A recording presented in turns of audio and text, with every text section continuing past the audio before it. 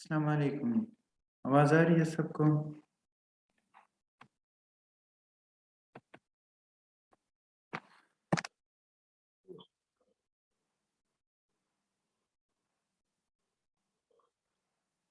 Hello, आवाज आ रही है सबको? और आवाज आ रही? ठीक है, आवाज आ रही है। और स्क्रीन नजर आ रही है सबको?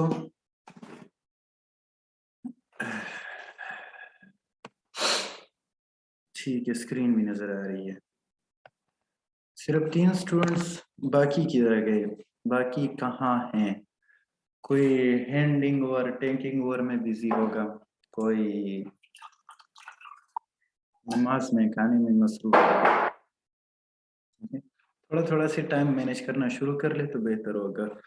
सही है। अच्छा, सूटेबल टाइम मुझे मेरे ख्याल में यही लगी है बाय द एंड, क्योंकि वहाँ ग्रुप में डिस्कशन से कोई फायदा नहीं निकलता। तो मेरे ख्याल में इसी टाइम को हम कंटिन्यू कर लेते हैं। अच्छा, कल आप लोगों की फार्मा की क्लास होगी। हाँ, 2 से 3 है, लेकिन 2:30 बजे मेरा पेपर है, तो उसको हमें थोड़ा सा रिस्केड्यूल करना पड़ेगा। कल मैं आप लोग के टाइम टेबल में देख लेता हूँ, तो मैं किसी और क्लास के साथ अपनी क्लास शफल कर लेता हूँ।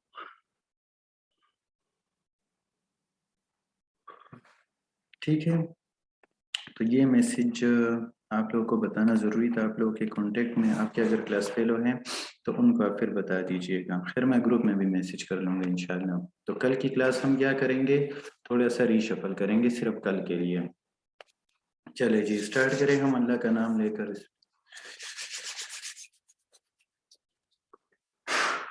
अच्छा, आज हम पढ़ेंगे basic concepts of organic chemistry. देखिए, हम चूंकि बायोकेमिस्ट्री पढ़ रहे हैं ना, ठीक है, कि जितनी भी केमिकल प्रोसेसेस हैं जी, इंसान की बॉडी या सेल के अंदर जो टेक प्लेस होती है, ठीक है, उनकी डिटेल्ड स्टडी को बायोकेमिस्ट्री कहा जाता है। दूसरी डिफिनीशन ये है कि the study of properties, composition and various chemical reactions occurring inside or within the biomolecules is known as biochemistry। हमारी बॉडी के अंदर जितने भी बायोमोलिक्यूल्स हैं, इनकी डिटेल्ड स्टडी को बायोकेमिस्ट्री कहा जाता है। यही हमने पढ़ा था ना। बायोमोलिक्यूल्स कौन कौन से होते हैं? Carbohydrates, fats, proteins, vitamins, nucleic acids और वाटर। तो ऑर्गेनिक केमिस्ट्री पढ़ने का मकसद क्या है? क्योंकि जितने भी बायोमोलिक्यूल्स है हमारे, जिनके मैंने आप लोगों को डिटेल में ये नाम बता दिए, लिस्ट कर दिए, वो सारे के सारे ऑर्गेनिक कंपाउंड्स हैं।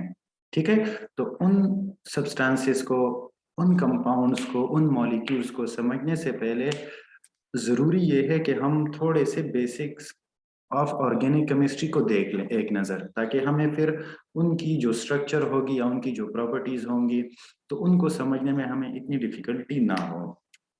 ठीक है, तो आज हम क्या पढ़ने की कोशिश करेंगे? सबसे पहले तो हम ये पढ़ने की कोशिश करेंगे कि ऑर्गेनिक केमिस्ट्री या ऑर्गेनिक कंपाउंड्स होते क्या हैं। ठीक है, देन हम उसकी इम्पोर्टेंस क्या है इंसान की बॉडी में, ठीक है, या इंसान की लाइफ में। उसके बाद हम थोड़ी बहुत जो प्रॉपर्टीज होती हैं उसको हम कंपेयर करेंगे इन ऑर्गेनिक कंपाउंड्स के साथ, इनका स्ट्रक्चर कैसे होता है, ठीक है, और इनकी हम फिर क्लासिफिकेशन करने की कोशिश करेंगे।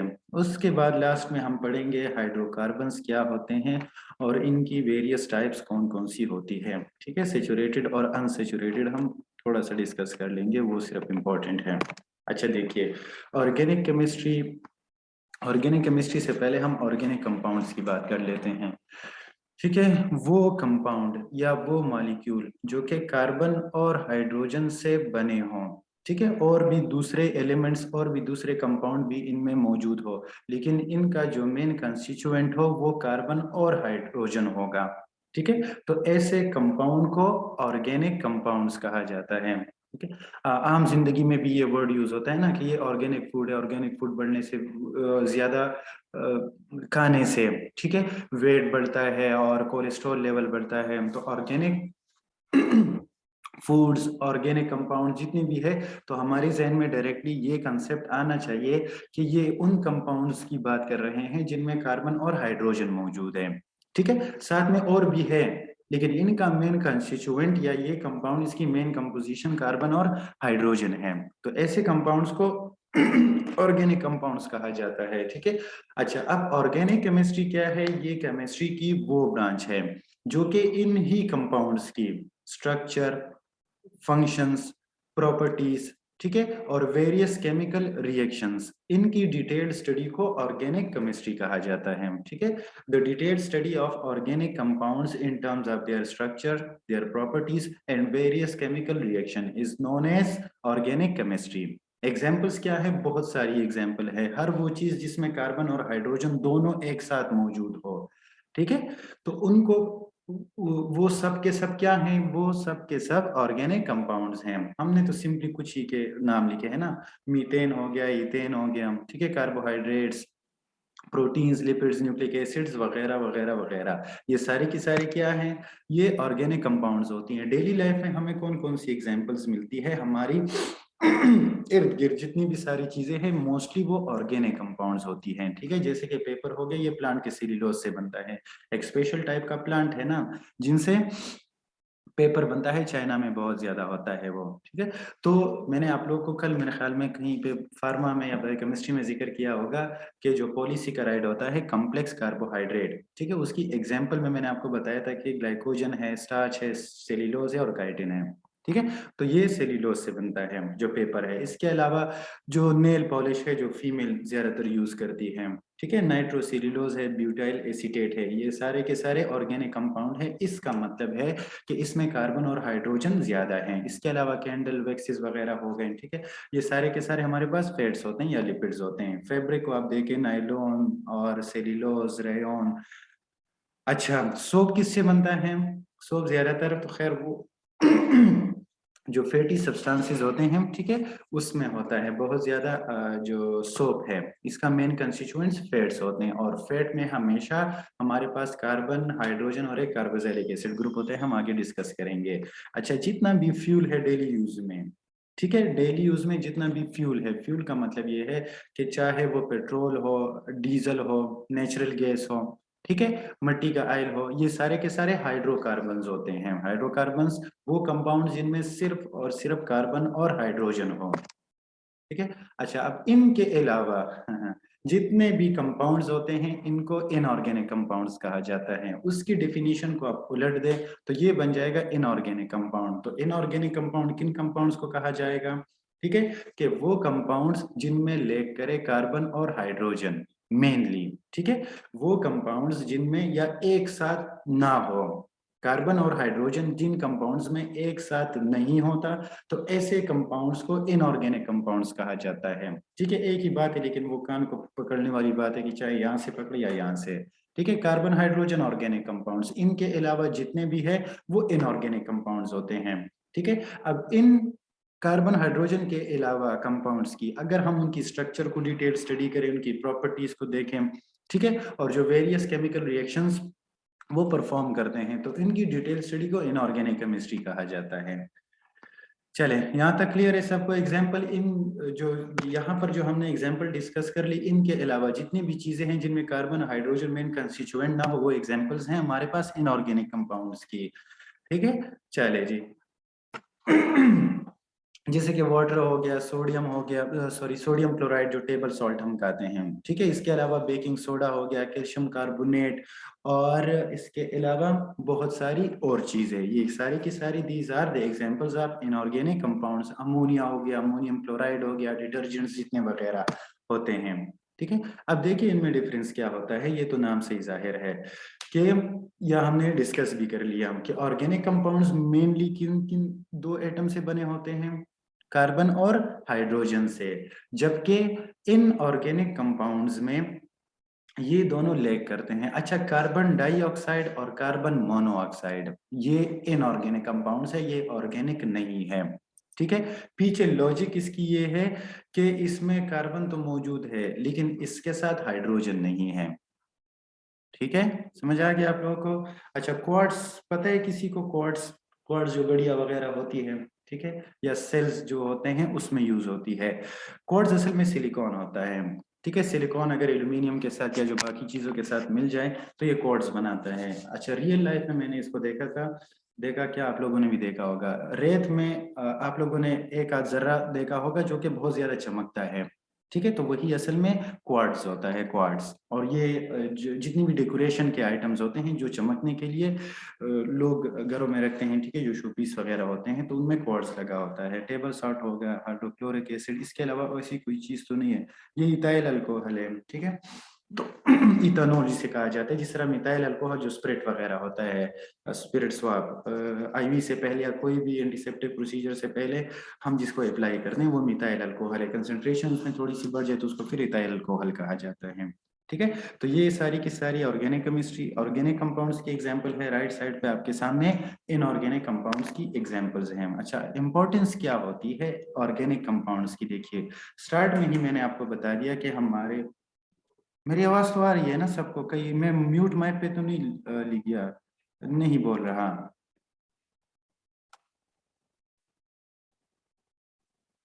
नहीं नहीं, माइक तो सही है।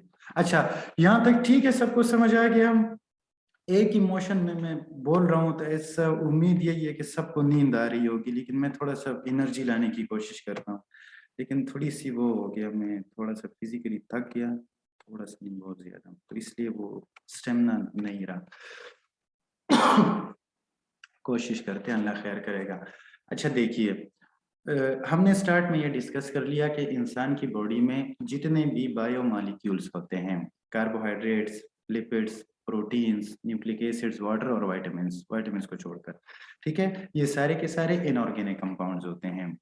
ठीक है, सॉरी, ऑर्गेनिक, ऑर्गेनिक, ये सारे के सारे ऑर्गेनिक कंपाउंड्स होते हैं। अब उनकी जो इम्पोर्टेंस है हमारी बॉडी में, तो अल्टीमेटली वो ऑर्गेनिक कंपाउंड्स की इम्पोर्टेंस होगी। जैसे कि एग्जांपल में है कार्बोहाइड्रेट, हमारी बॉडी किस लिए यूटिलाइज करती है? ये प्राइमरी सोर्स ऑफ एनर्जी है। क्यों? क्योंकि हमारे सेल्स और स्पेशली फिर ब्रेन सेल्स वो हमेशा ग्लूकोज से एनर्जी लेते हैं। ग्लूकोज के अलावा वो किसी दूसरी चीज को नहीं जानते। ठीक है, तो carbohydrate is the main source of body fuel. ठीक है, इंसान की पूरी बॉडी एनर्जी या पूरे सेल्स एनर्जी लेते हैं ग्लूकोज से। ठीक है, जितना भी हम खाना खाते हैं, चाहे उसमें कॉम्प्लेक्स कार्बोहाइड्रेट हो, चाहे वो फैट्स हो, चाहे वो प्रोटीन्स हो, बाय द एंड जब इसकी अल्लाह ताला ने डाइजेस्टिव सिस्टम किस लिए पैदा किया है? ताकि जो बड़े कॉम्प्लेक्स और लार्ज मॉलिक्यूल हम इनटेक करते हैं उनकी ब्रेक डाउन हो स्मॉल और सिंपलर कंपाउंड्स में। जब इसकी असिमिलेशन होती है या सॉरी एब्जॉर्प्शन होती है इंटेस्टीन में, तो इंटेस्टीन में हमेशा ग्लूकोज की एब्जॉर्प्शन होती है। क्यों? क्योंकि ब्लड में फिर कोई ऐसा सिस्टम नहीं है, कोई ऐसा एंजाइम नहीं है कि वो उसको फिर तोड़ सके। तो इसका मतलब है कि डाइजेशन का कंप्लीट होना स्मॉल इंटेस्टीन में जरूरी है, क्योंकि आगे जाकर फिर वो सिर्फ एब्जॉर्ब भी होगा, ब्लड में शामिल होगा। ब्लड से फिर वो पूरी बॉडी के जितने भी सेल्स हैं उन तक पहुंचते हैं। ठीक है, तो जो प्राइमरी सोर्स है ग्लूकोज वो एक कार्बोहाइड्रेट है।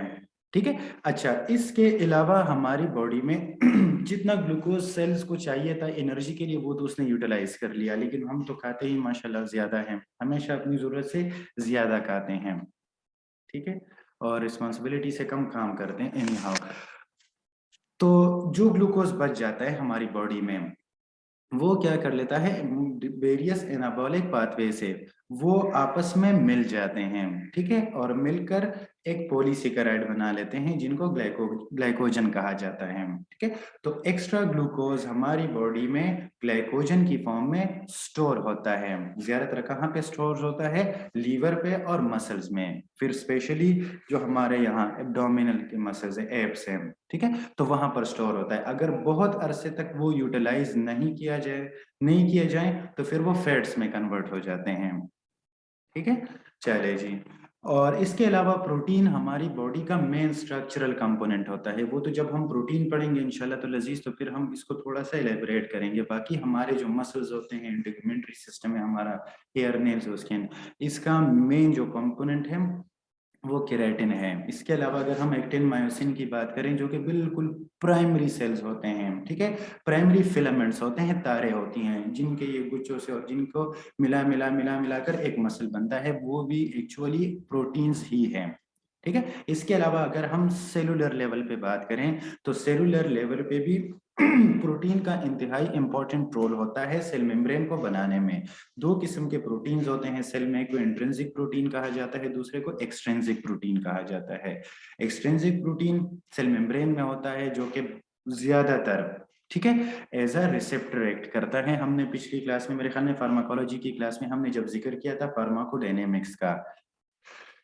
चले, इसके अलावा लिपिड का क्या रोल होता है हमारी बॉडी में? एक तो ये इंतहाई रिच सोर्स है एनर्जी का। 1 ग्राम ऑफ लिपिड्स जब कंप्लीटली मेटाबोलाइज होता है तो ये 9 किलो कैलोरी एनर्जी रिलीज करता है, जबकि कार्बोहाइड्रेट्स और प्रोटीन ये जब 1 ग्राम यूटिलाइज होते हैं, मेटाबोलाइज होते हैं, डाइजेस्ट होते हैं, ठीक है, तो ये 4 kilo calorie of energy release करते हैं। अच्छा, कार्डियक मसल्स ऐसे मसल्स हैं हमारी बॉडी में, ठीक है, मायोकार्डियम जो है, तो ये फैट्स को, ठीक है, ये फैट्स को अपनी एनर्जी के लिए यूज करते हैं। अच्छा, ये क्यों यूज करते हैं? क्योंकि एक बात तो ये है कि हार्ट 24 आवर जो है ये चलता रहता है, 24 आवर मुसलसल चलता रहता है, ठीक है।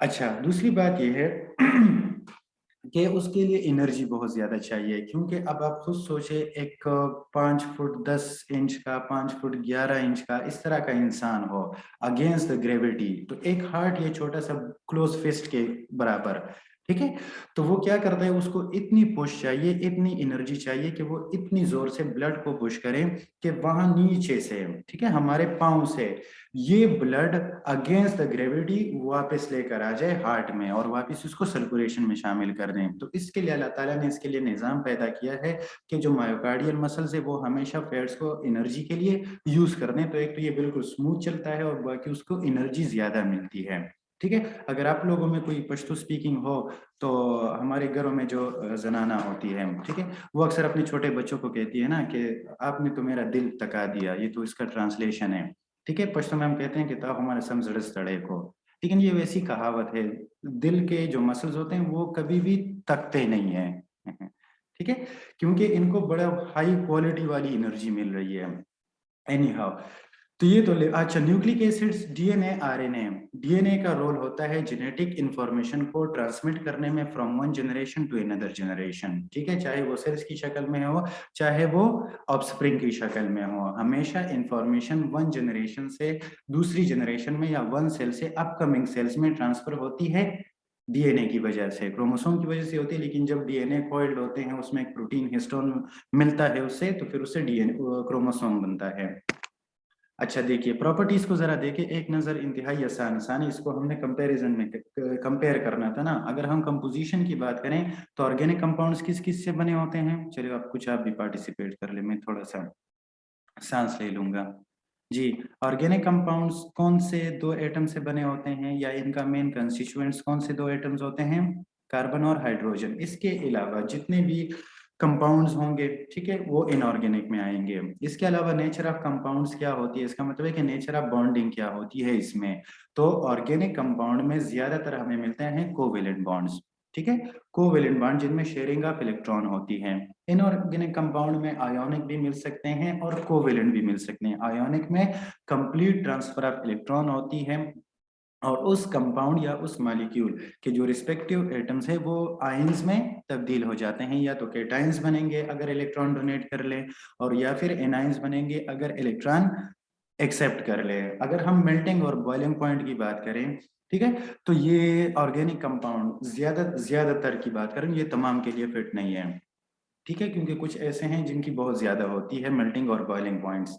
तो इनकी मेल्टिंग और बॉइलिंग पॉइंट्स लो होती है relatively to inorganic compounds which is really high, ठीक है।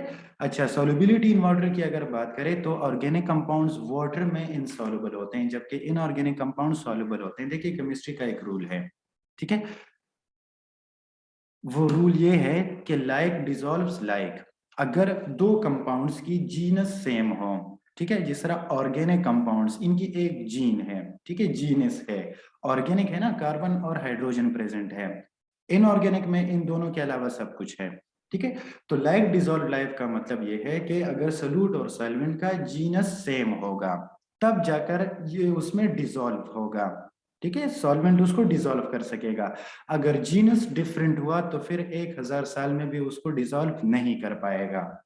सिंपल एग्जांपल है कि हमारे जो मेल स्टूडेंट्स हैं, आप लोगों ने कुर्बानी वगैरह की होगी, तो वहां पर हमारा इंटरेक्शन आ जाता है किसके साथ, फैट्स के साथ, ठीक है। लेकिन फैट्स को हम क्या करते हैं, जब हम उस पर पानी से धोते हैं अपने हाथों को, तो पानी उसके ऊपर फिसलता है, यही होता है ना, फिसलता है, इसका मतलब है कि एब्जॉर्ब नहीं कर रहा।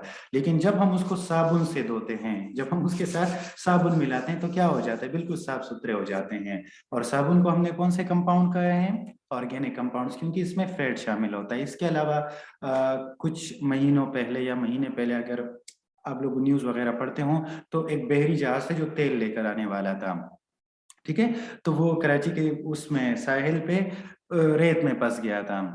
जब रेत में फंस गया था तो उससे पेट्रोल निकलना शुरू हो गया। अच्छा, पेट्रोल कभी भी, ये हमेशा वाटर के ऊपर तैरता है, ये सिर्फ पेट्रोल की बात नहीं है, जितनी भी इन ऑर्गेनिक कंपाउंड्स है, क्योंकि ये सॉल्युबल नहीं होते। आई होप कि इतनी एग्जांपल्स पूरी होगी आप लोगों के लिए। अच्छा, अगर हम ऑर्गेनिक सॉल्वेंट्स की बात करें, बेंजीन वगैरह की, ठीक है, या मिथाइल इथाइल अल्कोहल की बात करें अगर हम, तो क्या होगा, ये इसमें सॉल्युबल होंगे, लेकिन इनऑर्गेनिक कंपाउंड्स उसमें सॉल्युबल नहीं होंगे, ठीक है। अगर हम कंडक्टिविटी की बात करें तो ये बैड कंडक्टर्स होते हैं, ठीक है, बैड कंडक्टर्स होते हैं हीट और इलेक्ट्रिसिटी के लिए, इसलिए तो हमारी बॉडी फैट को किस एज अ इंसुलेटर यूज करती है, ठीक है। और इनऑर्गेनिक कंपाउंड्स गुड कंडक्टर होते हैं। गुड कंडक्टर इसलिए होते हैं क्योंकि ये आयोनिक कंपाउंड्स होते हैं, इलेक्ट्रोलाइट्स ये प्रोड्यूस करते हैं जब इनसे बिजली पास की जाए। अच्छा, अगर कंबस्टिबिलिटी की बात करें तो ऑर्गेनिक कंपाउंड कंबस्टिबल होते हैं, ठीक है, जलाने के लायक होते हैं। Most of the inorganic compounds are non combustible, ठीक है, जिस तरह पेट्रोल वगैरह है। और दूसरी तरफ आप नमक, अमोनिया वगैरह, इसको आप जहन में लेकर आ जाएं। वोलेटाइल अगर नेचर की हम बात करें, वोलेटाइल नेचर कहते हैं उड़ने वाली जो नेचर होती है, ठीक है। पेट्रोल पे जैसे ही हम किसी उसमें पेट्रोल डालते हैं तो जल्दी से उसका उसको कवर कर लेते हैं, क्यों, क्योंकि हम ये कहते हैं ना कि बस इसको जल्दी जल्दी से कवर कर लो वरना ये उड़ जाएगा, ठीक है, तो उसको वोलेटाइल नेचर कहते हैं। जबकि इनऑर्गेनिक कंपाउंड वोलेटाइल नहीं होते। आइसोमेरिज्म की अगर हम बात करें तो ऑर्गेनिक कंपाउंड्स में आइसोमेरिज्म एग्जिबिट करती है, पोजेस करती है, जबकि इनऑर्गेनिक कंपाउंड्स में आइसोमेरिज्म एग्जिबिट नहीं करती। आइसोमेरिज्म किसे कहते हैं? जी जी जी, शाबाश, हम अपनी फार्म में आ गए हैं, अल्लाह का शुक्र है। जी, कभी आइसोमेरिज्म का नाम सुना है? Iso means same, iso electric charges, iso means same. जी, ये ऑर्गेनिक कंपाउंड्स की प्रॉपर्टी है। अच्छा, एटलीस्ट यस और नो तो कमेंट। ऑर्गेनिक कंपाउंड है जिसका एटॉमिक स्ट्रक्चर चेंज होता है और नंबर सेम होता है, उसमें वेरी से गुड, वो कंपाउंड मिल जाते हैं तो उसके बाद। वेरी गुड, शाबाश। अच्छा, ये स्टूडेंट जो भी है, लेकिन इन्होंने, इनको केमिस्ट्री पढ़ने का बहुत शौक है, या इनका बैकग्राउंड बड़ा स्ट्रांग है माशाल्लाह, और बड़ी खुशी होती है जब हम इस तरह के स्टूडेंट्स हमारे पास क्लास में होते हैं। बिल्कुल 100% इन्होंने सही कहा, आइसोमेरिज्म एक फिनोमिना है, ठीक है, जिसमें क्या होता है कि किसी भी कंपाउंड्स के, या किसी भी दो या दो से ज्यादा कंपाउंड्स का केमिकल फॉर्मूला सेम होता है, लेकिन उनका स्ट्रक्चर डिफरेंट होता है।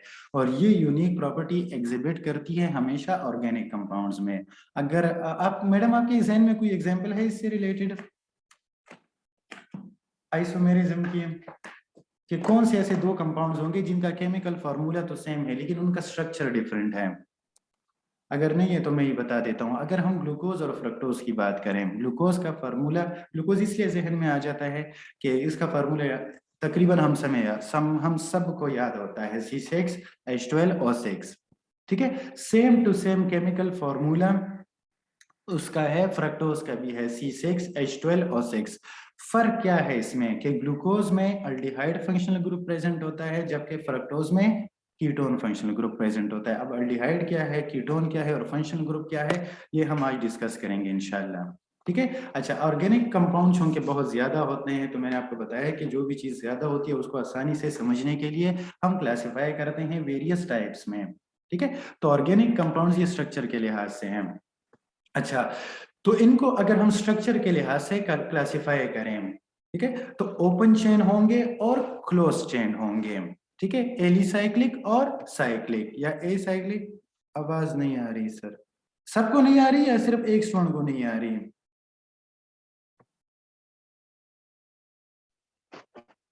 आ रही है आवाज।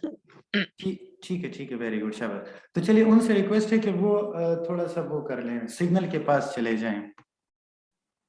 सर सिग्नल प्रॉब्लम है, कोई बात नहीं, अब इतना तो हम करेंगे ना। ये वैसे भी मैंने रिकॉर्डिंग पे लगाया हुआ है। अच्छा, तो दो तरह के होते हैं ऑर्गेनिक कंपाउंड्स, अगर हम इनकी स्ट्रक्चर की बात करें, एलिसाइक्लिक या एसाइक्लिक। एसाइक्लिक या ओपन चेन कंपाउंड्स, साइक्लिक या क्लोज चेन कंपाउंड। देखिए नाम से पता चल रहा है कि इसमें हमेशा ओपन चेन होंगे, कोई डायगोनल या साइक्लिक, ठीक है, या गोल मटोल बंद चेन हमें नजर नहीं मिलेंगे ओपन चेन में, एसाइक्लिक में। ठीक है, अब ओपन चेन दो तरह से होंगे, या तो स्ट्रेट चेन होंगे या ब्रांच चेन होंगे।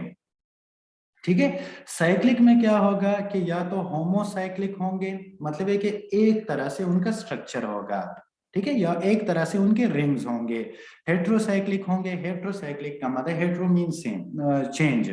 ठीक है, अच्छा, हेट्रोसाइक्लिक में क्या होगा कि एक कंपाउंड का जो रिंग होगा वो दूसरे से डिफरेंट होगा। अब होमोसाइक्लिक में कौन कौन से आते हैं? एलिसाइक्लिक कंपाउंड्स और एरोमेटिक कंपाउंड्स। एरोमेटिक हमेशा जिनमें बेंजीन प्रेजेंट होता है, ठीक है, बेंजीन C6H6 इसका फॉर्मूला है। और एरोमा वैसे ग्रीक में फ्रेग्रेंस को कहते हैं, खुशबू को कहते हैं। तो ये वो कंपाउंड्स हैं जो कि एरोमा प्रोड्यूस करते हैं, खुशबू प्रोड्यूस करते हैं।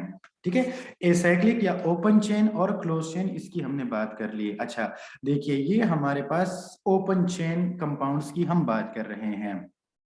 ठीक है, ये हमारे पास वो कंपाउंड्स होते हैं जो कि बिल्कुल एक खुले ढीले डाले चेन में मौजूद हो। इनमें किसी भी किस्म की जो सर्कुलर या डायगोनल स्ट्रक्चर है या रिंग्स हैं वो इसमें एब्सेंट होंगे। ठीक है, अच्छा या सिंपल अगर हम ये कहें कि इसमें कार्बन का जो स्केलेटन होता है वो स्ट्रेट चेन में होता है। एन प्रोपेन और प्रोपीन इसकी एग्जांपल है, प्रोपीन 3 कार्बन कंपाउंड को कहते हैं। ठीक है, जबकि क्लोज चेन में क्या होगा कि इनमें इनमें प्रेजेंस होगी वन और मोर रिंग्स ऑफ एटम्स की। ठीक है, जैसे कि बेंजीन हो गया, नेप्थलीन हो गया और एंथ्रासीन हो गया। अच्छा, बेंजीन और नेप्थलीन का तो मुझे पता है, ये सोल्यूशन होता है बेंजीन। ठीक है, C6H6 इसका केमिकल फॉर्मूला है। नेप्थलीन अगर काफूर का आप लोगों ने नाम सुना हो, ठीक है, तो उसको कहते हैं काफूर वगैरह। आप लोगों ने देखा होगा ना, जो बेसन वगैरह में रखते हैं ताकि ये फ्रेग्रेंस प्रोड्यूस करे। और दूसरी बात ये, लोग इसको अलमारियों और बैग्स वगैरह में रखते हैं, तो ऐसे वो काम करता है हमारे पास चूहे माल और ये वो उनको मारने के लिए, उनको दूर भगाने के लिए यूज करते हैं। अच्छा, इसमें एक यूनिक प्रॉपर्टी होती है काफूर, उसको पश्तो में तो हम उसको काफूर बोलते हैं, उर्दू का पता नहीं है, इंग्लिश में इसको नेप्थलीन कहते हैं, उर्दू में भी इसको यही कहते हैं काफूर, जो बिल्कुल सॉलिड फॉर्म में गोलियां होती हैं। ठीक है, अच्छा, इसमें एक यूनिक प्रॉपर्टी होती है केमिस्ट्री के लिहाज से, इसको सब्लिमेशन कहा जाता है। ठीक है, सॉलिड फॉर्म में हमें मिलती है, लेकिन ये इसको शायद फटकरी कहते हैं। क्या कहते हैं उसको? फटकरी। नहीं, पटकड़ी अलग चीज है, वो तो पोटाशियम है। नहीं, अच्छा। नहीं, मैं ओके। काफूर की बात कर रहा हूँ। जिस तरह जो बेसन्स वगैरह नहीं होते हैं हाथ धोने के लिए, मुंह धोने के लिए, तो उनमें पड़े होते हैं, ज्यादातर उसमें पड़े होते हैं फ्रेग्रेंस प्रोड्यूस करने के लिए, या जो डिफरेंट जो क्या कहते हैं उसको, जो कीड़े मकोड़े होते हैं उनसे बचाने के लिए। जी, फिनाइल। चलिए आप रहने दें, मैं इसकी तस्वीर डाउनलोड करके आप लोग को उसमें ग्रुप में सेंड कर दूंगा। ठीक है, चलिए प्रॉपर्टी को भी रहने दें। व्हाइट वाला होता है शेपर में, वो बाल की तरह होते हैं छोटे छोटे, जो हाँ, चीजों में रखते हैं कि खराब। बिल्कुल, ताकि कपड़ों वगैरह में रखते हैं, बैग्स वगैरह में रखते हैं, ताकि इसको चूहा काट ना ले, इसको खराब ना कर दें। वो निप्तलीन है यहाँ, ये वाला निप्तलीन कम वक्त। ठीक है, अच्छा, इसकी यूनिक प्रॉपर्टी ये होती है कि इसमें सब्लिमेशन होती है। सब्लिमेशन केमिस्ट्री की जबान में कहा जाता है कि जब कोई सॉलिड फॉर्म लिक्विड के बजाय डायरेक्ट गैसियस फॉर्म में चेंज हो।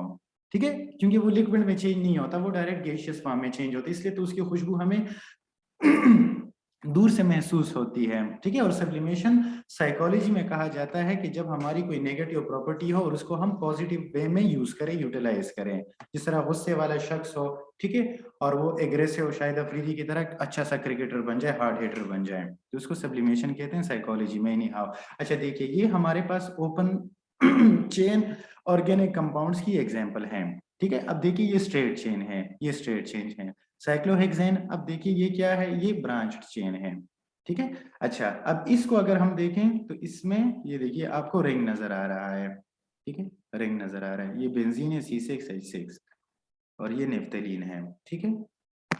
चलिए जी, मोनोसाइक्लिक जिसमें एक साइक्लिक हो, पॉलीसाइक्लिक जिसमें एक से ज्यादा चेन मौजूद हो या रिंग मौजूद हो, इसको रिंग। अच्छा देखिए, ये 6 कार्बन कंपाउंड का, इसको बेंजीन रिंग कहा जाता है। इसके साथ जरूर कोई ना कोई जो दूसरा मॉलिक्यूल हो वो अटैच होगा, ठीक है।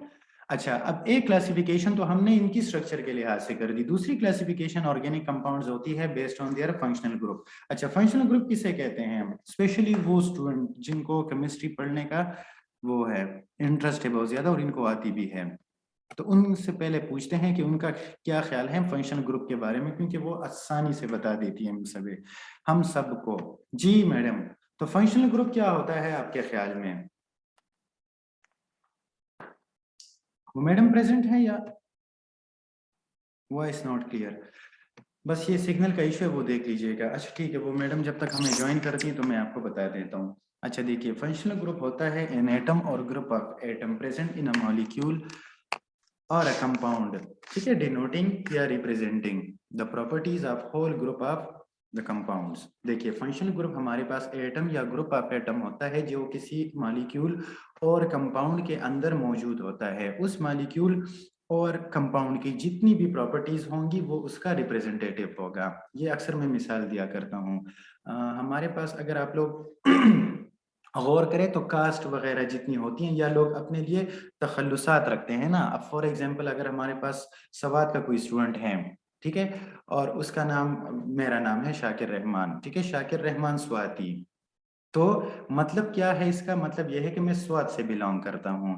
अब मेरी जो प्रॉपर्टीज होंगी, ठीक है, वो सारी की सारी मेरे डिस्ट्रिक्ट को, ठीक है, वो रिप्रेजेंट कर रही है। अब देखिए, अगर हम इस स्वाति के वर्ड को देखें, ठीक है, तो ये क्या है? ये हमारे पास लफ्ज है या अल्फाज का मजमुआ है जो कि मेरे नाम के अंदर मौजूद है, ठीक है। और ये क्या कर रहा है कि मैं जिस इलाके से बिलोंग कर रहा हूं, मेरी सारी की सारी जो प्रॉपर्टीज हैं, कैरेक्टरिस्टिक्स हैं, एट्रीब्यूट्स हैं, वो उसको रिप्रेजेंट कर रहा है। फॉर एग्जांपल, अगर आप लोग के जहन में ये आए कि अगर मैं बिहेव करूं आप लोग के साथ मेहमान नवाजी से, ठीक है, हम्बलनेस में शो करूं, काइंडनेस शो करूं, तो वो आपके जहन में डायरेक्टली ये आएगा कि ये चूंकि अपने इलाके का रिप्रेजेंटेटिव है इसलिए सारे स्वाद के लोग ऐसे ही है। वैसे मेरा ताल्लुक बुनीर से है, ये मैं एग्जाम्पल के लिए बता रहा हूँ। तो सिंपली फंक्शनल ग्रुप क्या होते हैं? ये तखल्लुसात होते हैं ऑर्गेनिक कंपाउंड्स के, ठीक है।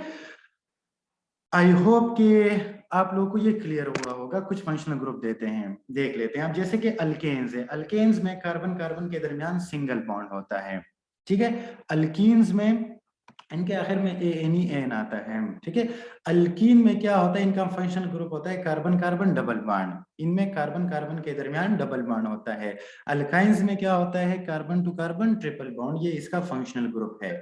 बाकी एल्कोहल को हम देख लेते हैं, आर कहते हैं अल्काइल ग्रुप को CH3 में, ठीक है। जब इससे कोई कंपाउंड बन जाता है तब वो मिथाइल कहलाता है, लेकिन वैसे आर सिंगल को CH3, इसका मतलब है कि एक कार्बन और 3 हाइड्रोजन, कार्बन तीनों। अच्छा देखिए, कार्बन की ये प्रॉपर्टी है कि ये बिल्कुल दरमियान में पाया जाता है पीरियोडिक टेबल पे, ये ग्रुप 4 का सरदार है। इसका मतलब है कि इसके आउटर मोस्ट शेल में 4 इलेक्ट्रॉन है, ठीक है, 6 इसका एटॉमिक नंबर है। और तो 2 फर्स्ट शेल में आ गए, 4 वैलेंस शेल में होते हैं। अब दूसरा शेल कंप्लीट करने के लिए इसको 4 इलेक्ट्रॉन की जरूरत होती है, ठीक है। या तो ये 4 इलेक्ट्रॉन एक्सेप्ट करेगा एट अ टाइम, ठीक है, 1 2 3 4 की शक्ल में, या ये क्या करेगा कि अपना जो पहला शेल है उसको कंप्लीट करने के लिए 4 इलेक्ट्रॉन लॉस करेगा, लेकिन ज्यादातर ये लॉस ही करते हैं इसलिए स्टार्ट में आता है, ठीक है। तो मैक्सिमम, अच्छा, एक सिंगल बॉन्ड जो होता है ये 1 इलेक्ट्रॉन के बदले मिलता है या 1 इलेक्ट्रॉन के बदले बनता है। इसका मतलब ये है कि कार्बन क्या करता है कि ये 4 सिंगल बॉन्ड्स बनाता है, मैक्सिमम 2 डबल बॉन्ड ये बना सकता है, ठीक है। तो CH3 में क्या होगा कि कार्बन बिल्कुल ऑक्युपाइड है तीनों साइड से हाइड्रोजन के साथ, जबकि एक साइड इसका दूसरे मॉलिक्यूल के लिए है। तो R का मतलब यह है कि एक तरफ कार्बन का मुकम्मल ऑक्युपाइड है, और R ग्रुप को हम कहते हैं अल्काइल ग्रुप, जिसका है CH3। मकसद क्या है वो मैंने आपको बता दिया, ठीक है। इन दो को जरा देखिए, जैसे मैंने आपको ग्लूकोज फ्रक्टोज में कह दिया, ग्लूकोज में क्या होता है, एल्डिहाइड होता है, ठीक है। अब एल्डिहाइड का फंक्शनल ग्रुप क्या होता है कि कार्बन का ऑक्सीजन के साथ डबल बॉन्ड होता है, सिंगल होता है हाइड्रोजन के साथ, और एक अल्काइल ग्रुप के साथ CH3 के साथ। ये बहुत इंपॉर्टेंट है, ये याद रख ले, काम आएगा, ठीक है। अल्डिहाइड फंक्शनल ग्रुप कैसे होता है कि कार्बन का ऑक्सीजन के साथ double bond, single bond hydrogen के साथ, और एक अल्काइल ग्रुप के साथ, R ग्रुप के साथ। बिल्कुल इसी तरह ही होता है कीटोन ग्रुप, जो कि फ्रक्टोज में पाया जाता है, ठीक है। तकरीबन सेम है, सिर्फ इसमें हाइड्रोजन की जगह अल्काइल ग्रुप होता है, CH3 ग्रुप होता है, ठीक है। तो कार्बन का ऑक्सीजन के साथ डबल बॉन्ड और दो सिंगल बॉन्ड अल्काइल ग्रुप के साथ, R ग्रुप के साथ। तो ये जी, कोई कुछ पूछना चाहता है? ठीक है, तो ये फंक्शनल ग्रुप होता है कीटोन का। कार्बोक्सिलिक एसिड हमारे काम आएगा जब हम फैटी एसिड्स पढ़ेंगे, ठीक है। अब देखिए इसमें थोड़ा थोड़ा माइनर सा डिफरेंस है, अगर याद कर ले तो यकीन करें बहुत ज्यादा फायदा होगा हमें इंशाल्लाह, ठीक है। अब देखिए इसमें कार्बन का हाइड्रोजन के ऑक्सीजन के साथ डबल बॉन्ड होता है, ठीक है। एक होता है हाइड्रोक्सिल आयन के साथ और R ग्रुप के साथ, ठीक है। तो ये कार्बोक्सिलिक एसिड होता है, क्योंकि जितने भी फैटी एसिड्स होते हैं उनकी टर्मिनेशन कार्बोक्सिलिक एसिड पे होती है, इसलिए इनको एसिड इसके नाम के आखिर में आते हैं, फैटी एसिड्स, ठीक है। तो अल्डिहाइड के फंक्शनल ग्रुप को अगर हम देखें तो कार्बन का ऑक्सीजन के साथ डबल बॉन्ड, हाइड्रोजन के साथ सिंगल बॉन्ड, एक सिंगल बॉन्ड R या अल्काइल ग्रुप के साथ। कीटोन में क्या होगा कि कार्बन का ऑक्सीजन के साथ डबल बॉन्ड, ठीक है, और बाकी जो दो है वो R ग्रुप के साथ होंगे, ठीक है, अल्काइल ग्रुप के साथ। कार्बोक्सिलिक एसिड में क्या होगा, कार्बन का ऑक्सीजन के साथ डबल बॉन्ड, एक हाइड्रोक्सिल आयन के साथ और एक R अल्काइल ग्रुप के साथ। बाकी हमें ईस्टर चाहिए होगा जब हम वो डिस्कस करेंगे कोलेस्ट्रॉल, ठीक है। तो ईस्टर को जरा देखिए, ये कैसे होता है, कार्बन का ऑक्सीजन के साथ डबल बॉन्ड, ठीक है, एक ऑक्सीजन प्लस इसके साथ एक अल्काइल ग्रुप और एक अल्काइल ग्रुप के साथ, ठीक है। हेलो अल्केन, अच्छा एक्स जो है ये हेलोजेंस के लिए यूज होता है। हेलोजेंस क्या है, क्लोरीन, फ्लोरीन, ब्रोमीन, आयोडीन और स्टार्टीन, ठीक है। स्टार्टीन तो खैर रेडियो एक्टिव है। अल्काइल हैलाइड्स, अब इसको इधर देखिए अमाइन हमें चाहिए होगा जब हम अमाइनो एसिड्स पढ़ेंगे। इसमें क्या होता है कि अल्काइल ग्रुप के साथ, अल्काइल ग्रुप का सिंगल बॉन्ड होता है अमाइन ग्रुप के साथ। NH2 कौन से क्या कहलाते हैं, अमाइन ग्रुप कहलाते हैं, ठीक है। Amino acids, building blocks of the protein are known as amino acids. Amino acids इनको इसलिए कहा जाता है क्योंकि इसमें अमाइन ग्रुप होता है। बाकी जरा देखें, बस ठीक है। आई होप कि आप लोग को समझ आ गया होगा। कुछ चीजें इंतहाई इंपॉर्टेंट की याद कर ले तो पूरी जिंदगी काम आएगी, जिसमें अल्डिहाइड का फंक्शनल ग्रुप, कीटोन का फंक्शनल ग्रुप, कार्बोक्सिलिक एसिड का, अमाइन का और एल्कोहल का, ठीक है। क्योंकि लिपिड्स के जो बिल्डिंग ब्लॉक्स होते हैं वो ग्लाइसरोल और फैटी एसिड्स होते हैं, ठीक है। फैटी एसिड्स में हमें कार्बोक्सिलिक एसिड की जरूरत पड़ेगी और ग्लाइसरोल में हमें OH एल्कोहल की जरूरत पड़ेगी। अच्छा, अब हम आ जाते हैं हाइड्रोकार्बन्स पे। देखिए नाम से पता चल रहा है कि इन ऑर्गेनिक केमिस्ट्री में वो कंपाउंड जो कि खालिसतन सिर्फ और सिर्फ extensively made upon hydrogen and carbon होते हैं, उनको हाइड्रोकार्बन्स कहा जाता है। अच्छा, अगर हम हाइड्रोजन के पॉइंट ऑफ व्यू से देखें तो ये बिलोंग करते हैं 14 हाइड्राइड्स ग्रुप से, ठीक है। ये तो जब लोग इन ऑर्गेनिक या ऑर्गेनिक केमिस्ट्री में PhD और MS वगैरह कर रहे होते हैं तो उनके लिए इंपॉर्टेंट है ये, ठीक है। लेकिन हाइड्राइड्स कहा जाता है the binary compound of hydrogen with other elements, ठीक है। अच्छा, ये जनरली कलरलेस और हाइड्रोफोबिक होते हैं। हाइड्रोफोबिक का मतलब है कि पानी से डरने वाले होते हैं, उसमें कभी भी एब्जॉर्ब नहीं होते। कलरलेस का मतलब है कि बेरंग होते हैं। देखिए जहां पर लेस आ जाए वो पहले वर्ड का मतलब उलट कर देते हैं। कलरलेस मतलब बेरंग, ठीक है। अच्छा, जितने भी फ्यूल्स होते हैं हमारे पास, नेचुरल गैस हो गया और आपका बड़ा करे कि हाई ऑक्टेन से लेकर फिर डीजल हो गया, पेट्रोल हो गया, ये सारे के सारे हाइड्रोकार्बन्स होते हैं, ठीक है। इसके अलावा जितने भी प्लास्टिक्स हम डेली लाइफ में यूज करते हैं ये भी हाइड्रोकार्बन्स होते हैं। इसका मतलब है कि ये प्योरली कार्बन और हाइड्रोजन पे मुश्तमिल होते हैं। नेक्स्ट मीटिंग में हम इसको कंटिन्यू करते हैं। ठीक है, वैसे भी अब कोई क्वेश्चन कमेंट वगैरह हो तो आप बिल्कुल कर सकते हैं या पूछ सकते हैं।